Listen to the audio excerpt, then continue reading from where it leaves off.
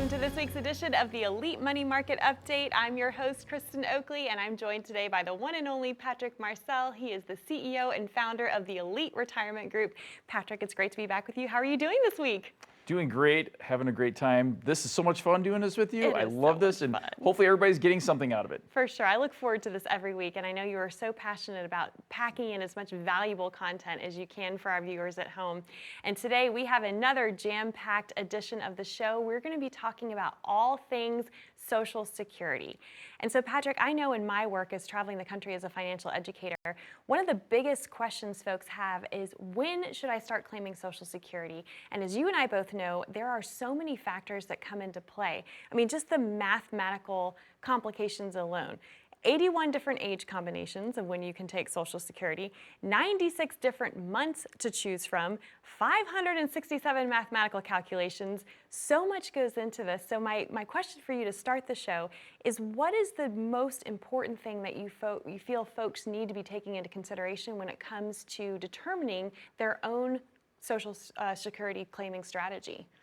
Yeah, well, that's a lot to say right there, right? Yes. There's a lot of things to start off with where really we want to consider not only the mathematical equations that make the most sense, which is what we do for our clients, but we also really want to think about, does it make sense what other assets we have, how that impacts when we draw Social Security? And I think really, quite frankly, for a lot of people, it's what you've saved during your building years into retirement, your accumulation years, and how we want to deaccumulate. So you probably heard me say that a few times when we talk about deaccumulation. That's how do you spend your money? Where does that income come from? And how that income comes to you will really have a lot to do with Social Security itself. And what I like to think of is we look at it from the outside, we're looking at it from the objective side, non-emotional. And there's an emotional component though as well, because you might be thinking, hey, Social Security is going to run out. I need to get this as soon as I can. Or, maybe we need to do, take it now because maybe there's a health condition that's popped up. Yep. And those are things that are really important to consider as well. And I tell people, you know what?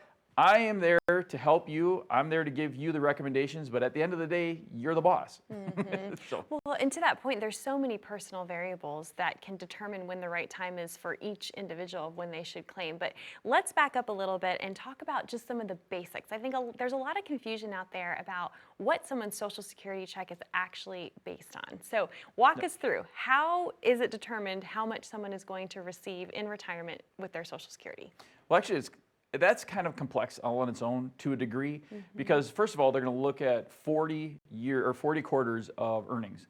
So that's about 10 years of earnings history. And then based upon how long ago it was, so if you had earnings a long time ago and you say, well, I didn't make very much, it's not going to count for much. No, that's not true. Actually, there's a calculation that is done that inflates that number and actually carries quite a bit of weight. So a lot of times when we talk to folks, so one of the things you want to make sure is look at your Social Security. Now, we don't get statements in the mail too much anymore. Right. So you need to go online to ssa.gov and go check out your Social Security statement. If there's any zeros, that means maybe you should probably think about maybe working a little bit more to fill those gaps in. Or if you know there's a gap in earnings history, you say, hey, I worked during those times.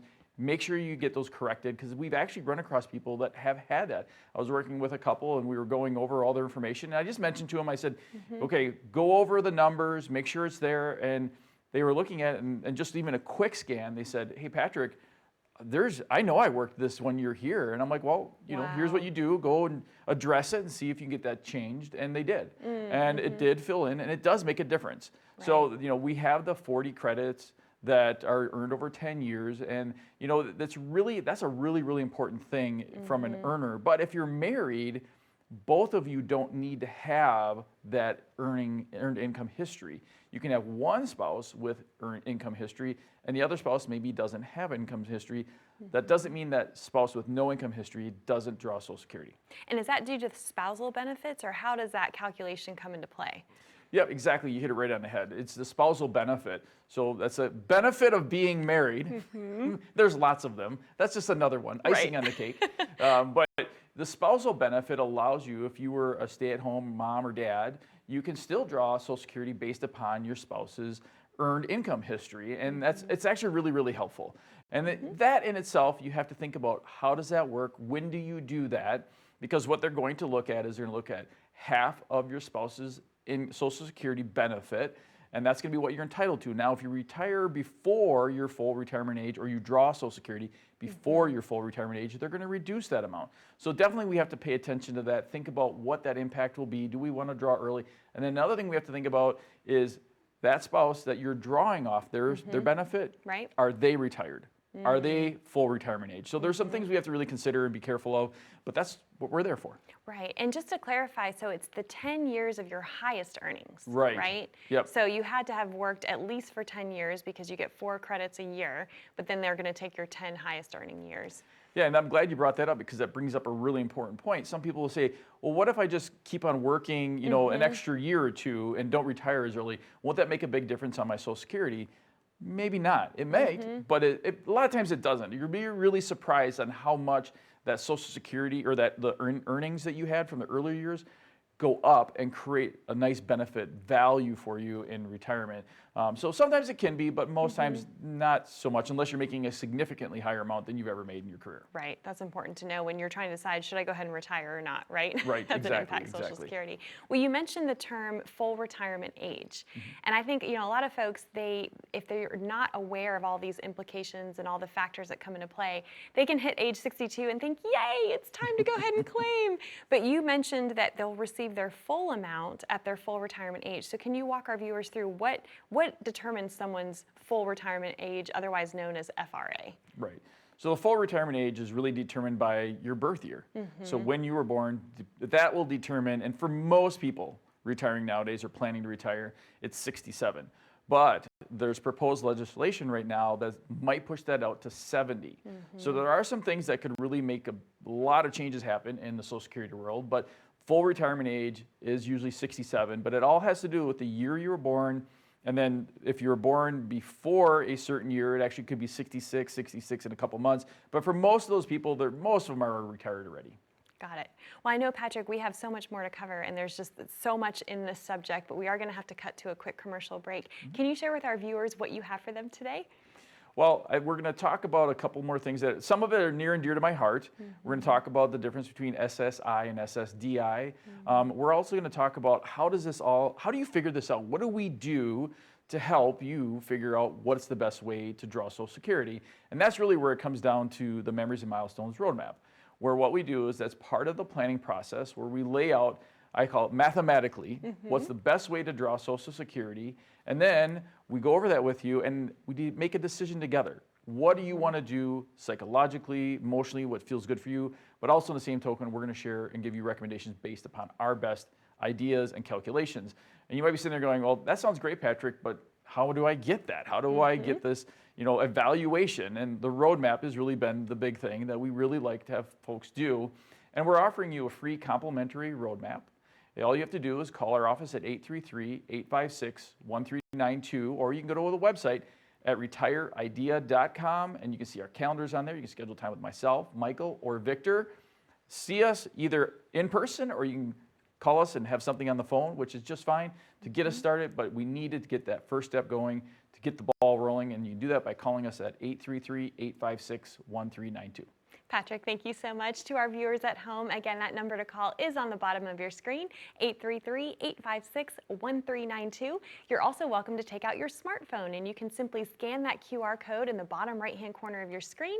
That will take you over to a landing page, and you're welcome to set up your appointment to come in to meet with Patrick and his team and get your very own complimentary Memories and Milestones retirement roadmap for you. When we come back, we're going to be uncovering some more strategies, some more factors you want to take into consideration to make sure that you are optimizing and maximizing the Social Security check that you are entitled to. Stay with us.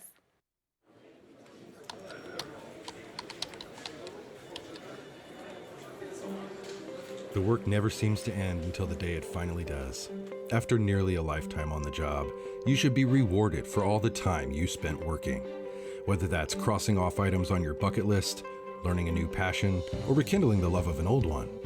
After all, life isn't over when you stop working. It's the start of an all-new chapter, the one where you're the writer and you get to choose how your story will go. A way to achieve that is by having a clear financial plan to sustain your golden years. The biggest fear most retirees have is if they'll have enough money to maintain the lifestyle they've always enjoyed. Having a plan to help protect you against the curveballs life often throws will help to maintain your lifestyle. Call today to get your free written financial plan so you may live every day to the fullest and enjoy the retirement of your dreams. Welcome back to the Elite Money Market Update. I'm your host, Kristen Oakley, here with Patrick Marcel. He is the CEO and founder of the Elite Retirement Group. Patrick, a wonderful show we're having today, talking all things Social Security. And before the break, we were talking about how to maximize and optimize what you're entitled to with your Social Security check. So just a few figures I think it's helpful for folks to be aware of. Currently in 2023, if you retire at the age of 62 and go ahead and start claiming Social Security, the maximum benefit amount that you would be able to receive is $2,572. If you wait until your full retirement age, which we discussed earlier, that check goes up to over $3,600. If you were to wait to claim until age 70 this year, the maximum benefit anyone could receive is over $4,500. Yeah. So gosh, I mean, that just really paints the picture of, depending on what time you claim, that determines the amount of your check, right? Well, that's part of the calculation that we do for folks, is to figure out, if we're delaying, how long does it take to get to that what we call break-even point? Right. Where, okay, you've delayed it, now how much do you have to make to get back what you waited on and you didn't take? The other thing too, I like to tell folks is that if we decide to delay Social Security, that's a decision we can change at any time. It's not in stone. It's not set in stone. However, if you decide to draw at 62 right away out of the gate, then we're done. There are no more changes. You're locked in at that You're locked lower in. amount, and you're locked in for the rest of your life. Right. So it doesn't give us any additional flexibility, but there was a couple that I work with, and I've known them for quite a few years. We did lots of planning leading up to their retirement, and lo and behold, came into retirement. The plan was to push out Social Security till age 70. Well, what happened is that in their mid-60s, one of them came down with a pretty serious illness. And I said, hey, you know what? We need to draw Social Security now. The numbers go out the window, quite frankly. We're really looking at what is best still for them. And, part of what we do as a fiduciary is not just about numbers, but it's about looking at the situation and saying, hey, you know what? If I were in your shoes, knowing everything that I know about Social Security, about your situation, here's what I would do. Right. And sometimes we just, like I said, throw the numbers out and say, this does make more sense. And that's the thing that's nice, is that we have that flexibility. We aren't locked into making that decision at 62 and sticking with it for the rest of our life. But if we can trigger it early even, that's fine. We trigger that benefit earlier if it needs to, but that's what happens. There was a saying that I've heard, and I love it, and I forget who said it, but it's like, the only thing for sure is change. So the only thing certain is change, which is true when it comes to retirement, that things change, and we have to really be smart about remaining flexible in retirement. Right, for sure. Well, talk about some of the tax implications with Social Security, because I think a lot of folks are surprised to find out that even if they're getting the maximum amount, that doesn't necessarily mean that that's the amount you get to keep. So talk about taxes with Social Security. Well, they're always trying to get some. Right? Always. So we go all the way back into the 90s, and that's when Social Security was not taxable at all. And then some legislative changes happened where Social Security became taxable. Now, in the state of Wisconsin, we're lucky. We do not have to pay taxes on our Social Security. However, on the federal level, we do have to pay taxes if we have enough income. And if you do your taxes yourself, and some of our clients do, which is fine, it's a one-pager to figure out how much of your Social Security is taxable. We've kind of boiled that down, made it much simpler, so we can help people understand that if you make over $32,000 married filing joint, guess what? You're going to probably have some Social Security that's taxable, but it's not just a straight 50% of it or 85% of it's taxable. It's a little more complicated than that. We have to look at what they call PIA, which is your primary income amount, and we have to figure out how does that factor into how much your Social Security is taxable. So that's kind of the work we do behind the scenes and we do inside of the retirement roadmap for you and help you figure that out, because that's a really, really important part. But now there's another thing that we have to add in, Medicare Part B. So Medicare Part B typically likes to go up. I don't know. A lot of people tell me in Social Security that, you know what, whatever the raise is, Medicare Part B goes up about the same amount, so you end up with net really no more than you had before. 'Cause for example, this year everyone was all excited. We got a cost of living adjustment. It went up by 8%. But if you factor in the increase in Medicare and or just inflation in general, the price of eggs alone, as we've talked about before, right? It just negates it. Yeah, it really is one of those things where it's like, it's great to get that raise. However, how much of that do you actually realize? And it does really change the dynamics when we're planning for retirement. And part of the reason actually we recommend a lot of times for folks to delay Social Security is for tax planning purposes. Because one of the beautiful things about a Roth, which we've talked about, is Roth distributions do not have any implications at all whatsoever on your Social Security taxability. It doesn't factor in at all. It's not part of that PIA. Right. So that is really, really an important thing to be able to know if you have a bucket of money over here, you can draw out of, and you don't have to worry about creating taxes on your Social Security just because you did that. And again, that goes back to the whole picture and why we look at everything as a whole. And we're saying, okay, we need to have this bucket of cash here for this, this, and this. When do we draw Social Security? How much IRA do we convert over to Roth? Does it make sense? How do we fill the bracket? It's all the stuff that comes together in the Memories and Milestones Roadmap. Right, and it's so important to look at all those factors because how you make a decision in one area of your financial life, as we've said on the show before, does affect all of the others. And so to that point, you were talking earlier about, one of the benefits of being married is figuring out the Social Security calculations. But what happens when one spouse passes away? What happens to Social Security for that couple? Well, unfortunately, with COVID and some of the other things, we've seen a lot of spouses pass over the recent years. And the thing is that what happens is with the surviving spouse is they will get the higher of the two Social Security checks, which is fine. Another thing sometimes people aren't aware of is what happens if you pass or your spouse passes away before you're 62. If you're between 60 and 62, you can actually draw a widow's benefit. So either a widower or widow's benefit, depending upon who passed. And you can start that at 60. So that's actually something that I think is sometimes overlooked or people aren't aware of, but it's a very, very valuable tool because, yes, when you lose a spouse, things change. But one thing I notice that doesn't change a lot is your budget.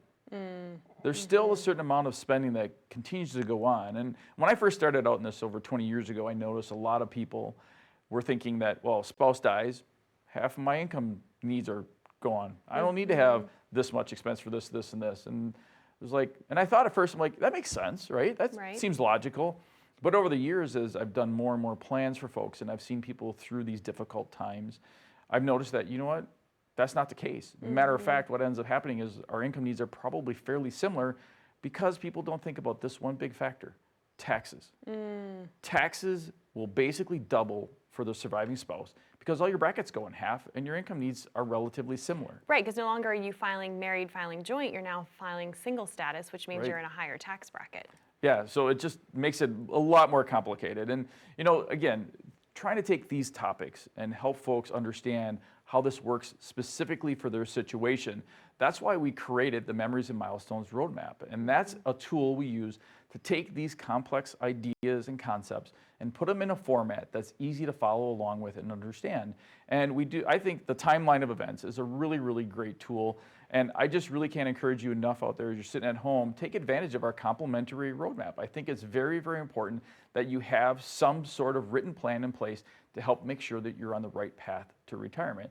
So how do you do that? Well, you give us a call at 833-856-1392, or you go to our website at retireidea.com, and you can see our calendars on there so you can schedule time with myself, Michael, or Victor. We have an office in Kronewetter and in Plover, or if you want, we can do a Zoom call. Whatever you prefer, you just put in there how you want to meet us. If you want to come to the office, you know what you get. Popcorn, fresh-made cookies. And of course, you get to meet maybe the office dog is there. The puppy. The mascot, yes, as we've talked about before. Yep, Maverick. That's awesome. Well, Patrick, thank you. We are going to take a quick commercial break. But again, for our viewers at home, if you're wondering, gosh, I don't even know where to start with my Social Security, how can I make sure that I'm employing the right strategies to maximize what I'm entitled to? All you have to do is pick up the phone and call 833-856-1392, or you're welcome to take out your smartphone, scan that QR code, and you can go over to that landing page, put in your information, and a member of our team will reach out to you to schedule your complimentary appointment. When we come back, we're going to discuss these all-important acronyms SSI and SSDI. Do you know what those mean and what they might mean for your Social Security? Stay with us. We'll be right back. As a good saver, you've been putting away money during your working years. Studies find that the biggest fear of retirees is running out of money. Market volatility isn't just the downward movement of stock prices, it's the size and frequency of change. The more dramatic the ups and downs, the higher the volatility. This can put savers who are newly retired or a few years away from being retired at greater risk. Today's generation of retirees is not receiving traditional pensions as our parents or grandparents did. Instead, we have retirement accounts such as 401ks or 403bs. These accounts typically expose your money to market risk.